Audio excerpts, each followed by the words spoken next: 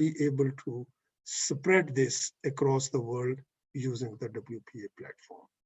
Thank you very much and all the best.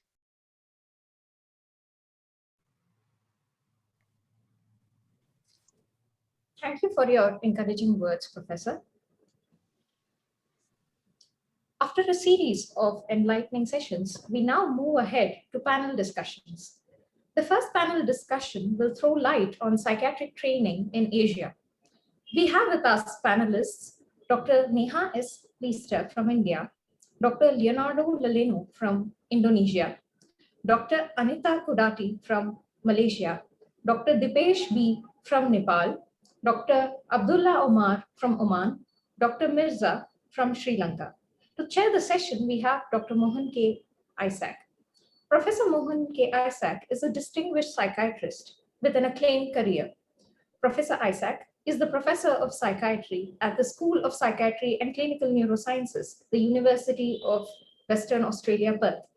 He was formerly professor and head of the Department of Psychiatry at the National Institute of Mental Health and Neurosciences, Bengaluru, India, and is currently a visiting professor.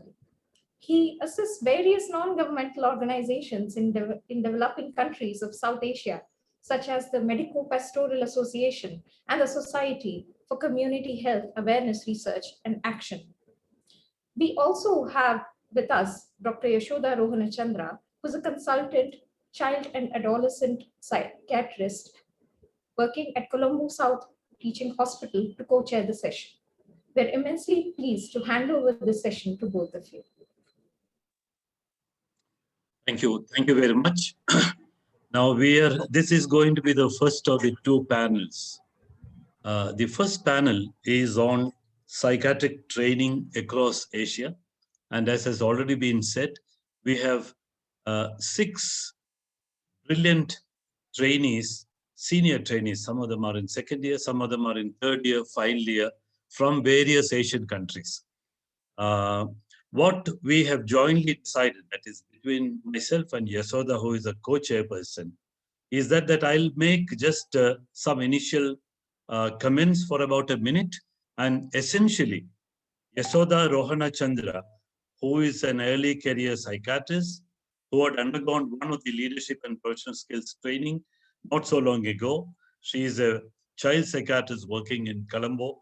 She will essentially conduct the session. She will be inviting the panelists, briefly introducing them, and she will conclude, and I will come only at the last minute.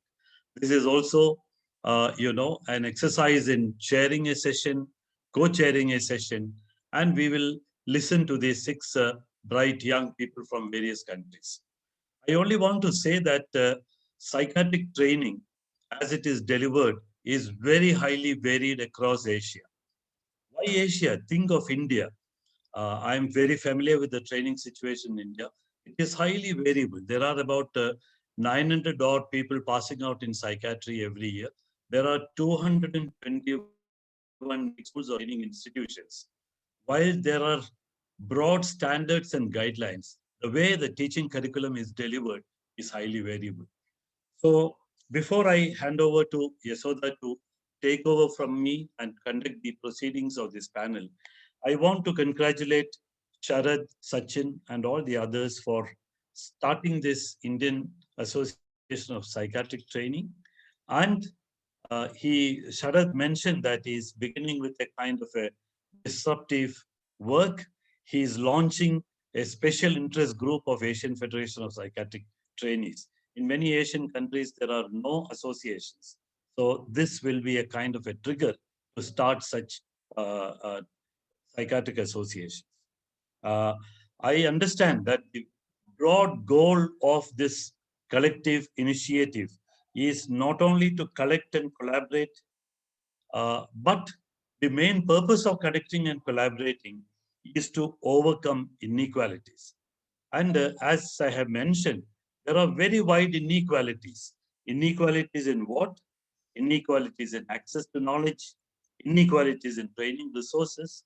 For example, in India, there are half a dozen institutes such as the NIMHANS and the All India Institute, where of course you have state-of-the-art training.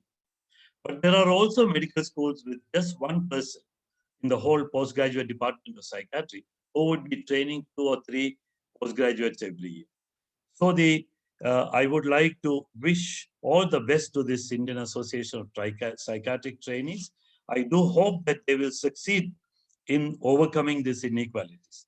Now, may I request Yasoda to come in and take over, introduce the various speakers, and conduct the proceedings. Please welcome Yasoda, my co-chairperson. Yasoda. Yes, thank you, Professor Isaac. Now we will move on to the presenters. Our first presenter today will be Dr. Neha Lester from India. So Dr. Neha completed her MBBS from Dr. SMCSI Medical College, Trivandrum, Kerala, and did her diploma in psychological medicine from JSS University, Mysore, Karnataka. She had worked as a consultant in tribal hospital and a corporate hospital before joining CMC Vellore as a resident. Currently, she is pursuing her MD from the Christian Medical College, Vellore, Tamil Nadu. Over to you, Dr. Neha. Thank you.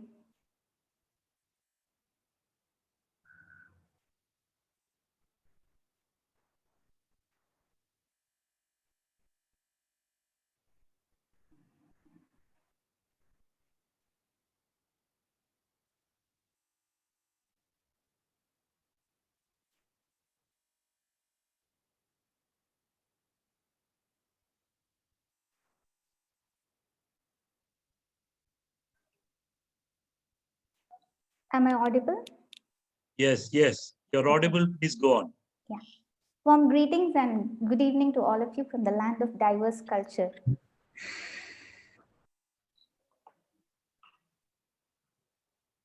Sorry. I'm not able to move the slide, sorry.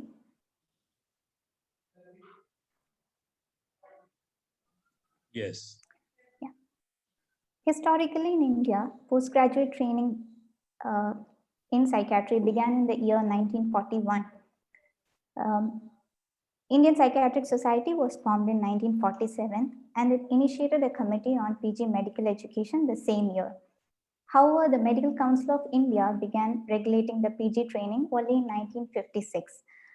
Diplomat of National Board courses were established in 1975. Super specialties within psychiatry, DM, and fellowship programs were introduced in the recent years. In 2020, the National Medical Commission came into force, and currently NMC make policies and regulate the medical education, including the postgraduate courses. As per the National Mental Health Survey of 2015-2016, the prevalence of mental illness in India was 10.6%. Currently, there are only 0.75 psychiatrists per 1 lakh population in our country, whereas the desired number is 3 per 1 lakh. Currently, more than 700 new psychiatrists are being added each year, which is more than 3 times the number trained a decade ago.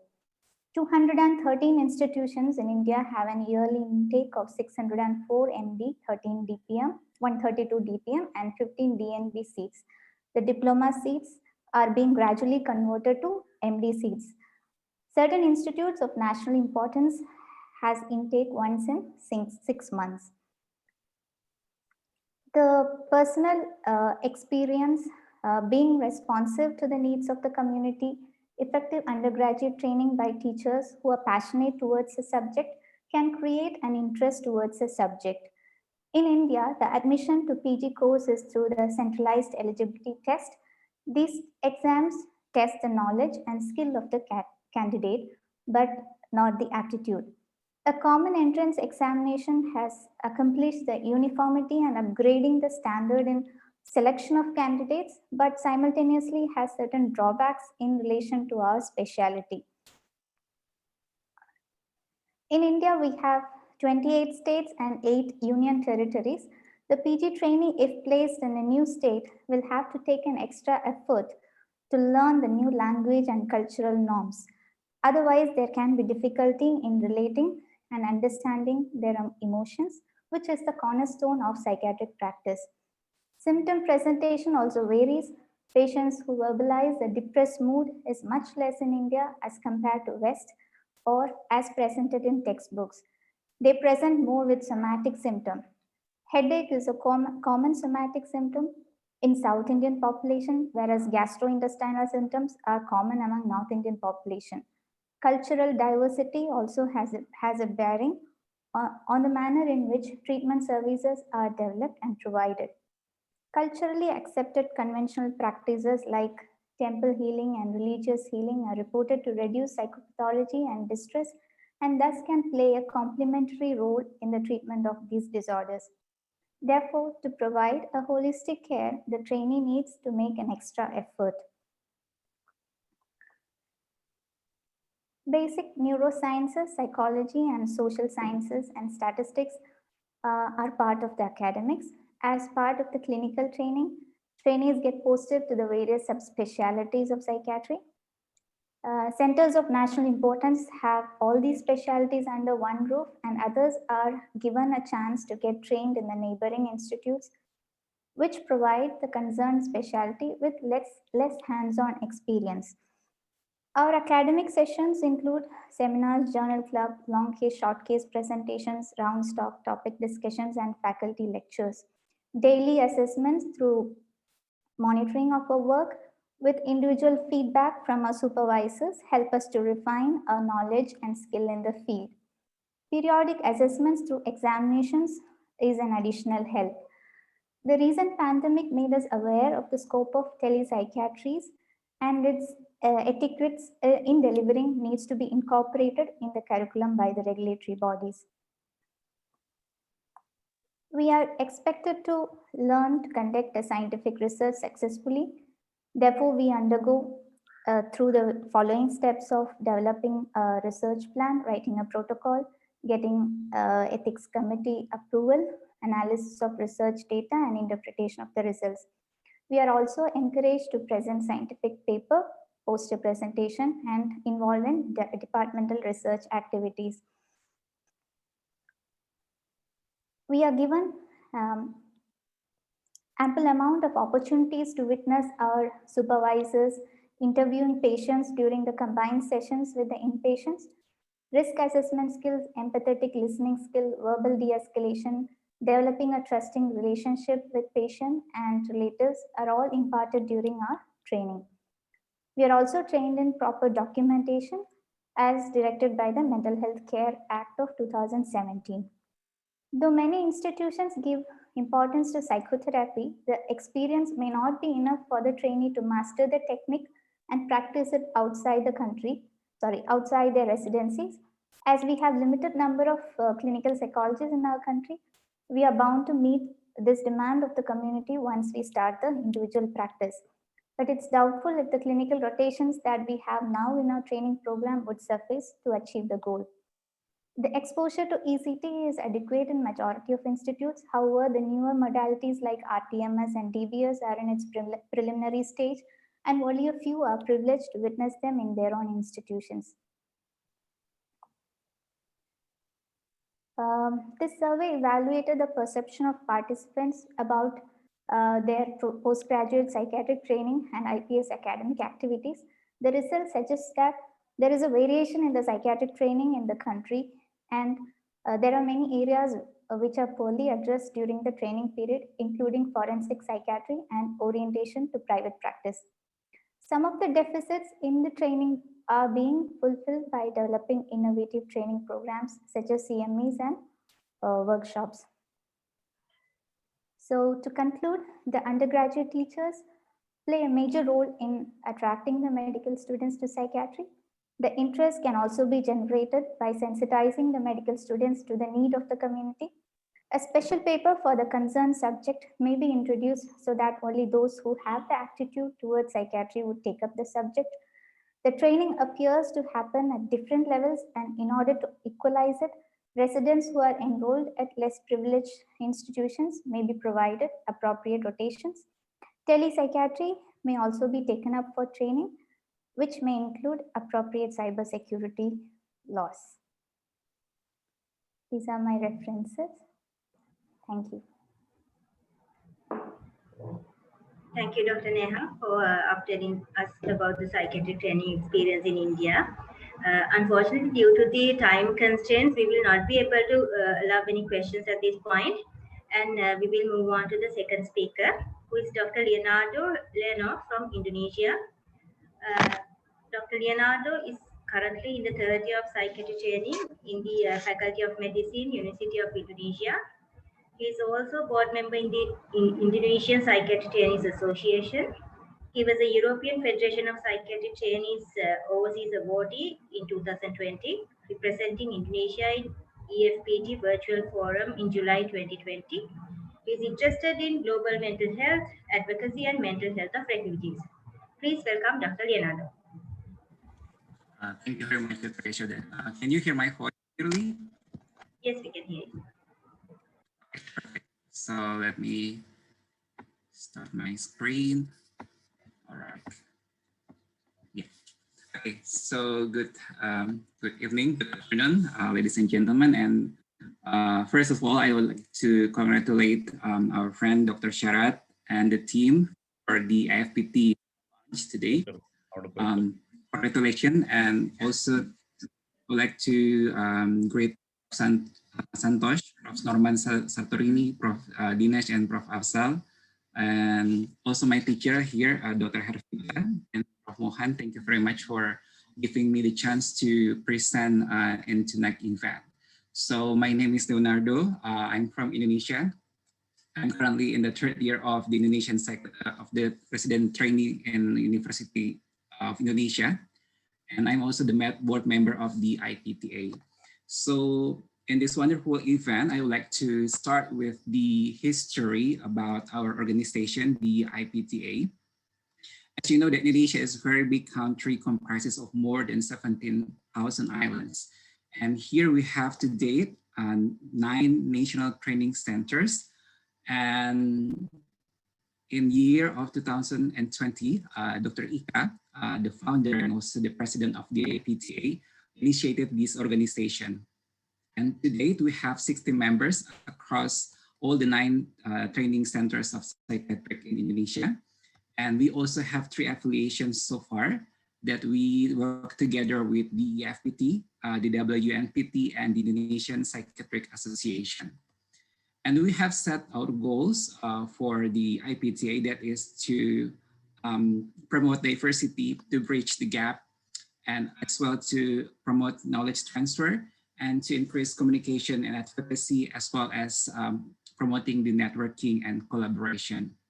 And on the bottom right here is the picture when we started our meeting and we start our movement as the organization. So I'm going to talk about one of the point of the goal of the IPTA, that is the bridging the gap.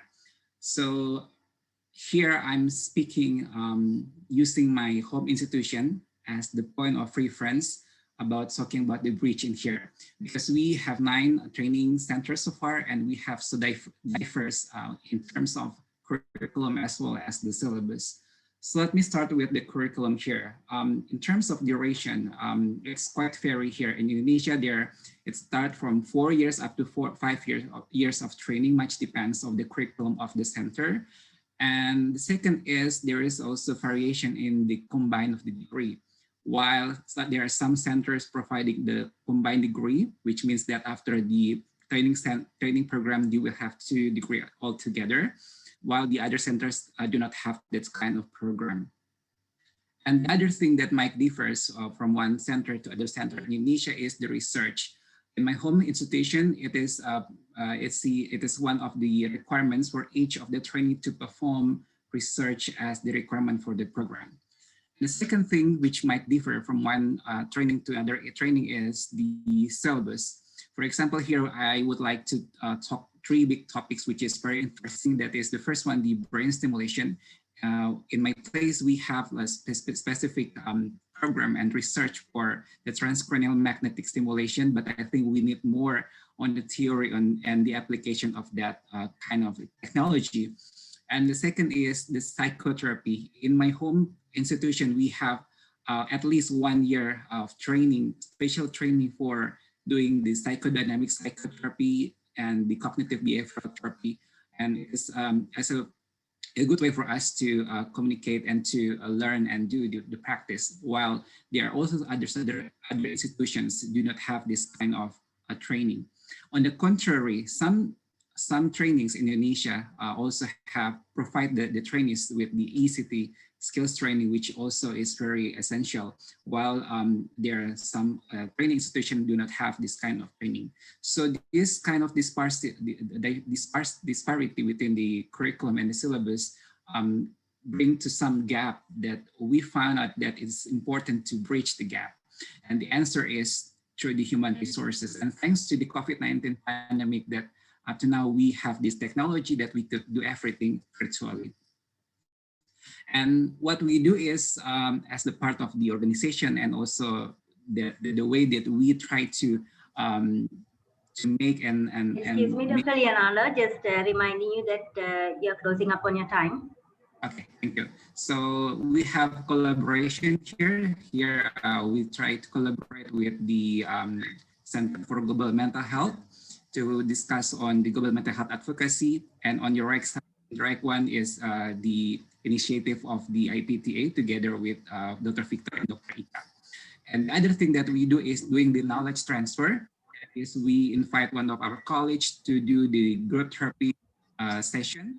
And thanks to the AFPT that we have the privilege to participate in the virtual forum in 2020 through the mental working group. So this is just an overview of our program in Indonesia, and we are very welcome to collaborate and participate more in the future. And the picture here is my friends, the picture here before the COVID-19 pandemic, and we hope that we could work together in the future. Thank you very much. Thank you very much, Dr. Leonardo, for sharing your experience with us. Now we will move on to the third presentation. Our third presenter is Dr. Anita Koda from Malaysia. Dr. Anita has spent half her career in psychiatry and realized after working with children and families in the interior of Sabah, East Malaysia, that her calling is to take up child and adolescent psychiatry as a subspecialty in 2016. Her strengths include creative-based therapies such as drama intervention and play therapy, which has been useful when working with adolescents with eating disorders. Over to you, Dr. Anita. Thank you so much, and I'm really excited to be amongst many esteemed colleagues. I'm going to just try and share my screen now.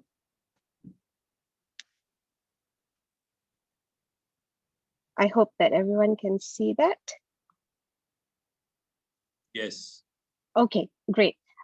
So the good thing about being the third presenter is that a lot of the other parts are covered by my first two esteemed presenters. So I'm just going to spend some time focusing a little bit about child and adolescent training and in Malaysia, you know, like what is actually happening in our country. Oh, and by the way, adolescents subspecialty would have had to complete their basic training in psychiatry. So they have to be psychiatrists and finish their gazettement. And the program itself is typically 3 years. Some of us take longer because we do other sorts of courses, such as, you know, like myself, I've done a stint in drama intervention and such. So it's basically a 2+1 program with the option to do 1 year overseas. We have 5 training hospitals accredited for child and adolescent psychiatry, and we have about 30 child and adolescent specialists and consultants, both in the private as well as the government sector. This is serving a population about 30 million people, and quite a number of them are actually young people. We have a very comprehensive and structured program, very similar to my colleagues in Indonesia as well as in India, covering emergency services, outpatient and inpatient care. And we are also trained in a lot of other therapies related to child and adolescent psychiatry, like family therapy, but most of it is self-funded in our country. And I wanted to give you a glimpse of the hospital that I work in, because this is a state-of-the-art capital city women and children's hospital in Kuala Lumpur. In fact, we moved in just last year from the previous Institute Pediatrics. We have a staff member of about more than 2,000, but of course we also have OBGY patients as well as staff. And in my particular department, we are headed by a consultant, 3 subspecialty trainees, couple of staff nurses, and a lot of other support staff and medical officers, most of whom are MRCP site trainees or master's program trainees. And one of the things that I wanted to highlight is that our center actually is a niche area for eating disorders in the country, as well as for custody assessment and movement disorders. We also have a close collaboration with addiction and substance specialty in adolescents. And it also is important to state that we're also looking to develop research in this hospital. So, and also throughout the country, of course. And in that sense of it, the hospital has initiated their CRC program in our Women and Children's Hospital last year. And this is the 35th CRC formed in the country out of 36 in the entire country, and it functions as a facilitator for research activities. So I think I've managed to stay below time, and I would be happy to answer any questions if the chair allows it. Thank you very much. Thank you. Thank you, Dr. Anita, for sharing your experience on the child and adolescent training in Malaysia. Next, we have Dr. Dipesh from Nepal. Dr. Dipesh is a third-year psychiatry resident who is doing his MD training at Tribhuvan University Teaching Hospital, Kathmandu, Nepal. He is also European Federation of Psychiatry Trainees Overseas Awardee in the year 2020. Please welcome Dr. Dipesh Bhattali. Thank you, Dr. Yoshida. I'm going to share my screen. Am I audible?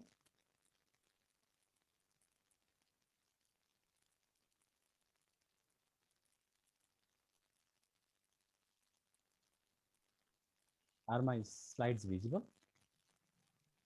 Yes, yes, but speak a bit louder. Yes. First of all, I would like to thank and congratulate IAPT for bringing all this together and having organizing this program.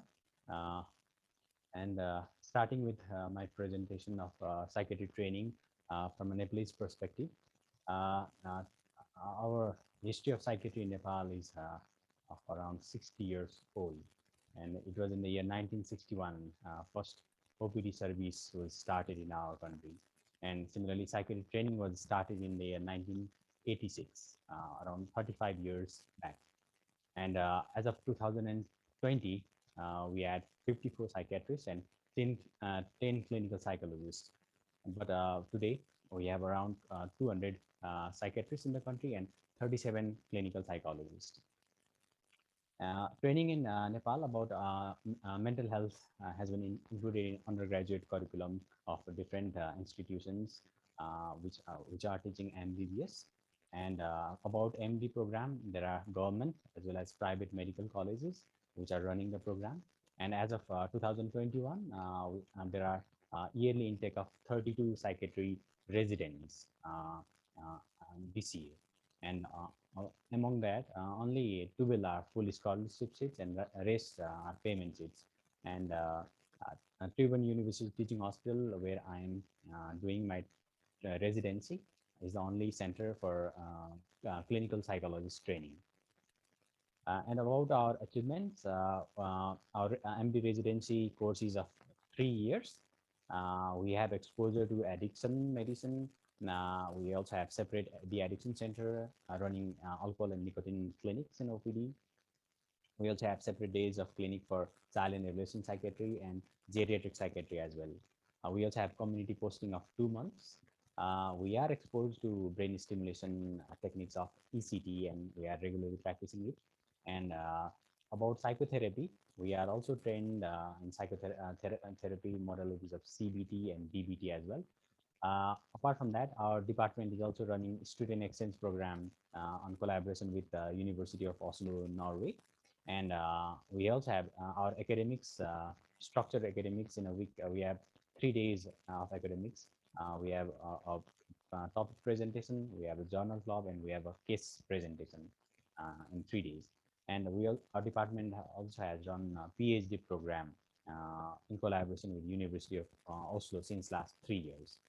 And for our challenges, we do not have specialty training of fellowships in DM till now.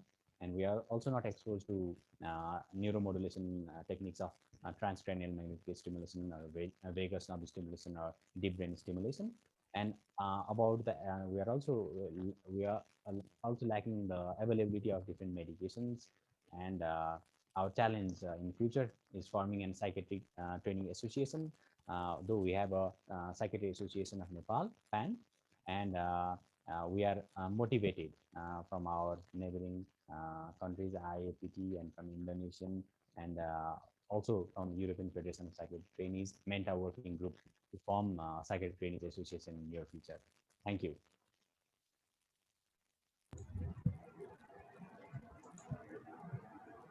Thank you, Dr. Deepesh, for sharing your experiences with us.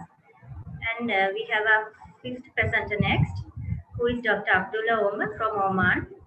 Dr. Abdullah obtained his MD from Sultan Qaboos University in 2016 and is currently a resident in psychiatry in Oman Medical Specialty Board. Over to you, Dr. Abdullah.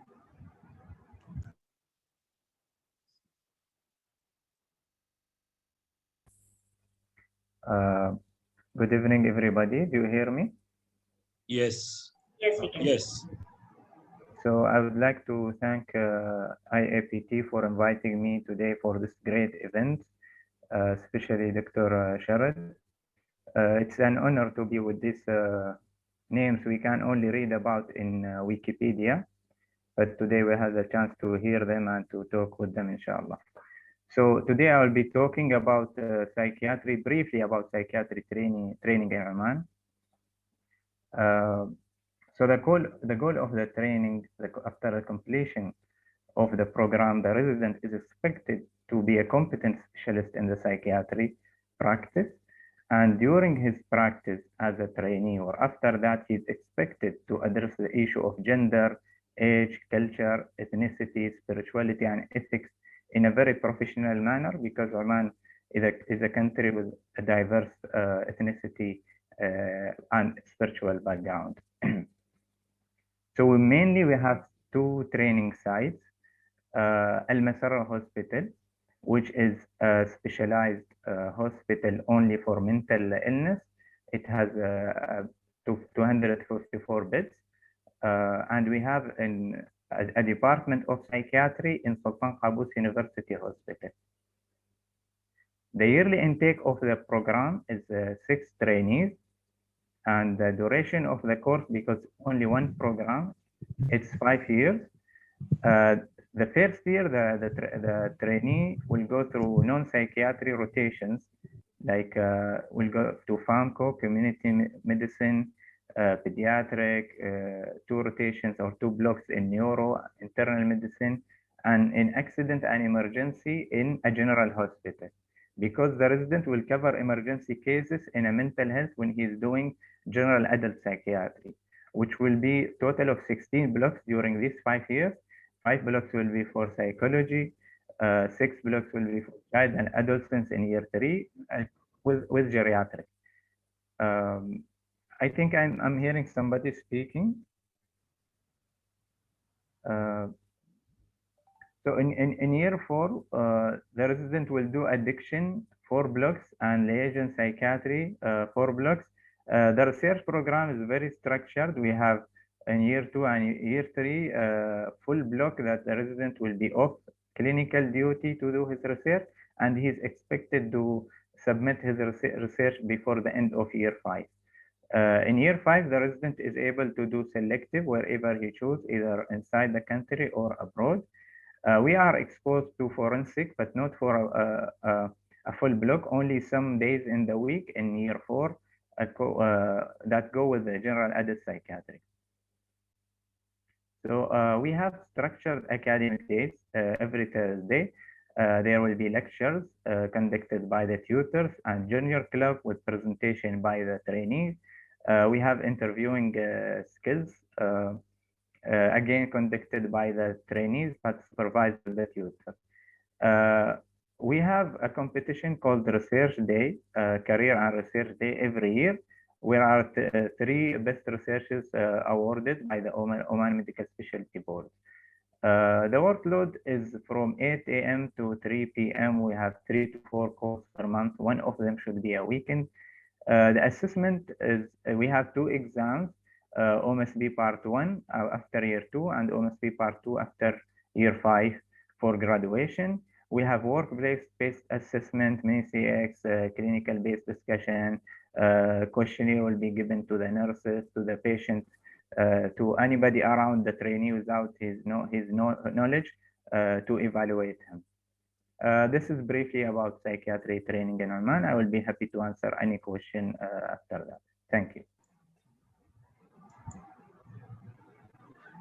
Thank you, Dr. Abdullah. Because of the time constraints, we will have no time to have questions at this point. We will have questions at the end. And the last presenter for this panel is Dr. Jamaldeen Fatima Mirza from Sri Lanka. Dr. Mirza completed her medical degree from the University of Peradeniya. She obtained first ranks in the selection examination and MD examination for psychiatry conducted by the University of Colombo. Dr. Mirza was awarded the College Gold Medal for the best performance in selection examination. She is currently working as a senior registrar in the General Adult Psychiatry at the Teaching Hospital, Peradeniya. Over to you, Dr. Mirza. Thank you, Chairperson, for that kind introduction.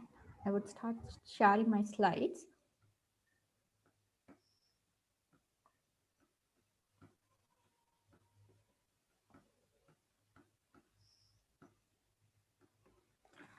First of all, I would like to congratulate the committee for this great initiative.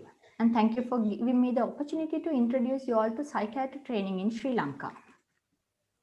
I would say it is an extensive and structured training which enables an advanced beginner into a competent training by completion of MD and to an expert by the time of board certification. Training of postgraduate medical subspecialties in Sri Lanka are conducted by a single institution called Postgraduate Institute of Medicine. The first 5-year postgraduate training program in psychiatry was first initiated in 1981 under the University of Colombo, the oldest university in Sri Lanka, which is currently known as University of Colombo. And training is funded by Ministry of Health, Government of Sri Lanka, and yearly intake of trainees would vary between 20 to 25 trainees per year, which is in accordance with the requirement of Ministry of Health and Board of Study in Psychiatry. Trainees are selected to the program by a competitive exam, which comprises of multiple choice and structured essay questions. Training duration consists of 36 months of pre-MD training, which include 3 months each training in child psychiatry and forensic psychiatry. Trainees are ensured that they will get high standard training by providing training at National Institute of Mental Health, University Psychiatry Units, and Psychiatry Units at General Hospitals under Board of Study approved supervising consultants. Post-MD training consists minimum of 24 months, which include 1 year local training and 1 year almost compulsory overseas training, which would enable the trainee to master in their skills. The trainees are allowed to select general adult psychiatry or subspecialties in child psychiatry, geriatric psychiatry, and forensic psychiatry. Soon the trainees will have the opportunity to excel themselves in addiction psychiatry too. And this slide shows you how the structured academics are being conducted by supervising consultants. That is training in clinical skill, communication, leadership, and one-to-one weekly teaching, journal clubs, case presentation, and psychotherapy classes and sessions. And we also have training in ECT, monthly PGI, and apart from that, we have monthly PGIM classes, continuous professional development lectures by Sri Lankan College of Psychiatrists, and annual academic sessions of Sri Lanka College of Psychiatrists and other colleges. And we also have platform for research, that is college sessions and Sri Lanka Journal of Psychiatry.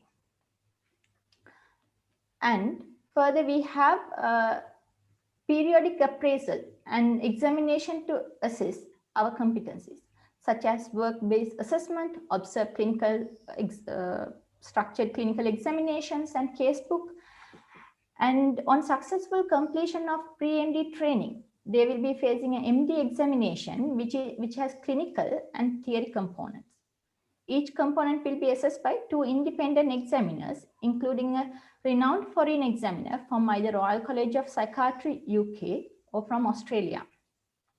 During the post-MD training, the trainees are expected to complete a compulsory portfolio, research project, and dissertation, and 2 clinical audits prior to their board certification. Sri Lanka is one of the few countries with vast and rich cultural diversity. Thus, it is mandatory to have training in cultural competency. Though psychiatry training in Sri Lanka does not consist of a structural curriculum to address cultural competency, I would like to emphasize that it is incorporated throughout the training process. It is indeed achieved by 6-month rotation of appointment and training at multiple training stations, including North, East, South, and West, under different supervising consultants. Sorry to interrupt, Dr. Mirza, you have 30 seconds more. 1 year overseas training in Australia and United Kingdom enable the trainee to get training in global cultural variations too. And we also have several challenges in our training, as other speakers have mentioned, which we look forward to address in the future years. And this brings me to the end of my presentation. Thank you very much. Thank you, Dr. Mirza, for providing us an overview of the Sri Lankan psychiatric training.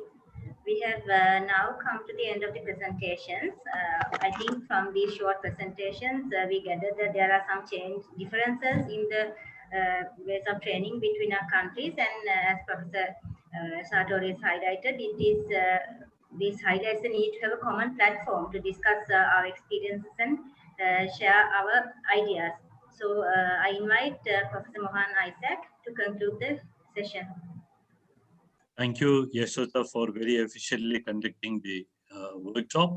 Thank you all the 6 speakers, Neha, Leonardo, Anita, Dipesh, Abdullah, and Fatima, for giving us a glimpse of what is happening in psychiatric training in your respective areas. So the presentation by the 6 panelists have shown us the strengths as well as the weaknesses of psychiatric training. Of course, you know, we heard in the last presentation about the mandatory cultural competency training. Sri Lanka is a small country as compared to India, but still the north, south, east, west, there is a mandatory cultural competency training. So we have a lot to learn from each other. We have to support each other.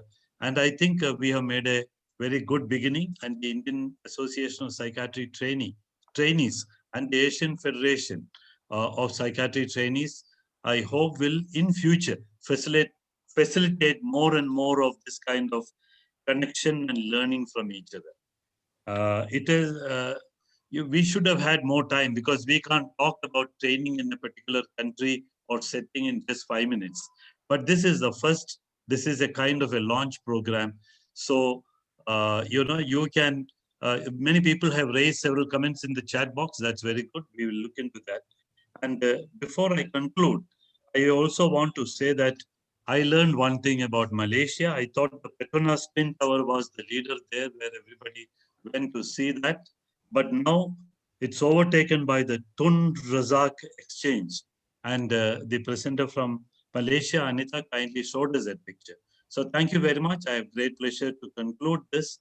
And as I conclude, I want to also convey my gratitude to Sharad and the other organizers, Sachin and other organizers, for inviting me and Yashota to chair this program. Hand over to the organization.